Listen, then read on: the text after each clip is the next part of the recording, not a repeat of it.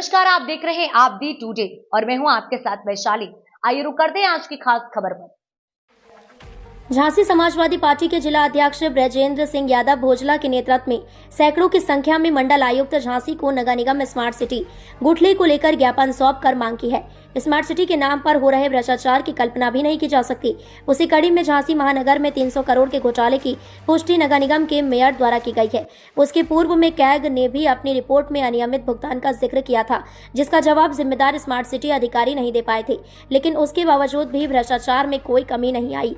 Jhansi smart city private limited की योजनाओं पर कैग की रिपोर्ट में तमाम सवाल खड़े करे थे, जिनका कोई संतोषजनक उत्तर अधिकारियों के पास नहीं था।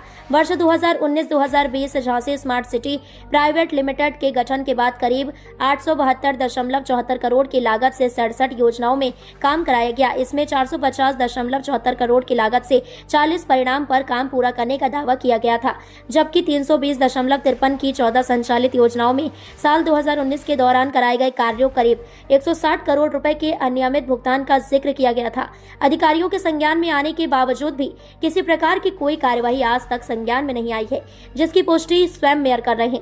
जबकि स्मार्ट सिटी का संचालन एक कंपनी के रूप में किया जा रहा है, लेकिन कंपनी अधिनियम का पालन नहीं कर रही है। देखिए, जैसा कि आपको विदित है कि 2019 और 2020 में कैग ने अपनी रिपोर्ट में 160 करोड़ का घोटाला बताया था और उस समय जनता, जनप्रतिनिधि, पत्रकार सभी कोरोना में त्रस्त थे, इसलिए वो घोटाले की बात दब गई। लेकिन अभी हाल में ही नगर निगम की कार्यकारिणी की बैठक में झांसी के मेयर ने इस स्मार्ट सिटी के प्रबंधक पर आरोप लगाया है कि 300 करोड़ का घोटाला हुआ है और इस 300 करोड़ का घोटाला हर आदमी को समझ में आ रहा है, हर पत्रकार को समझ में आ रहा है कि जब 970 करोड़ खर्च हुए हैं तो झांसी की तस्वीर क्यों नहीं बदली। उसकी बदहाली जहाँ की तहाँ है। आप जो स्मार्ट सिटी के नाम पर काम हुए हैं, उन कामों की यदि आप गुणवत्ता देखेंगे तो निश्चित रूप से सभी को समझ में आएगी कि घोटाला बहुत तगड़ा हुआ है।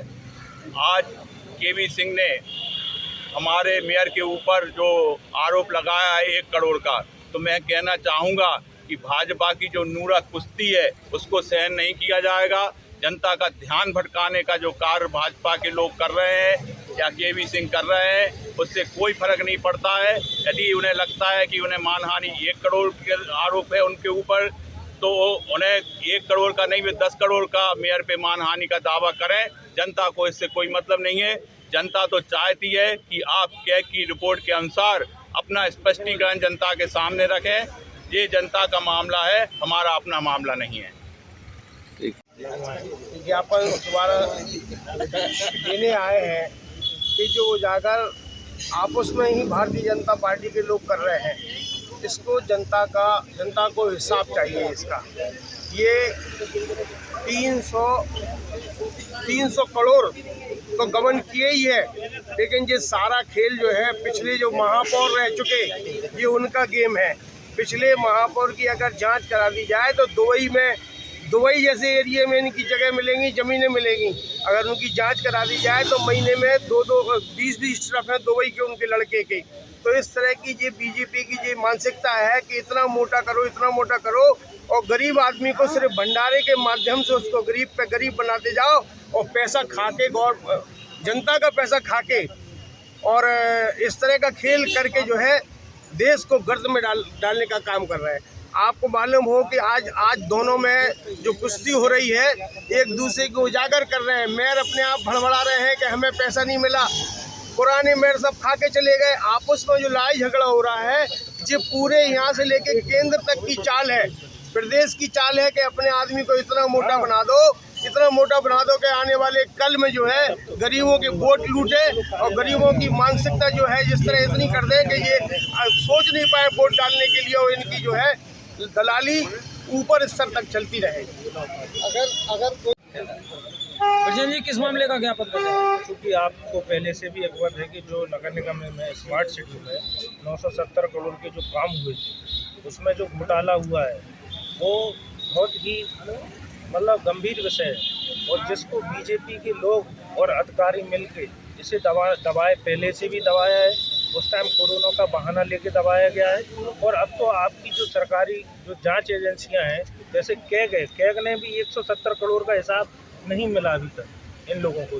तो आखिरकार ये भ्रष्टाचार कब तक रहेगा, और इसमें दोषी हैं उन पर आज तक कार्रवाई क्यों नहीं हुई?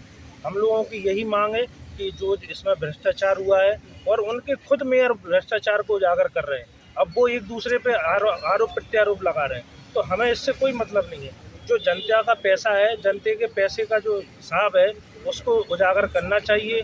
और जो भ्रष्टाचार हुआ है, जिसमें जो भी अधिकारी हैं, नेता हैं, उन पर कार्रवाई होना चाहिए।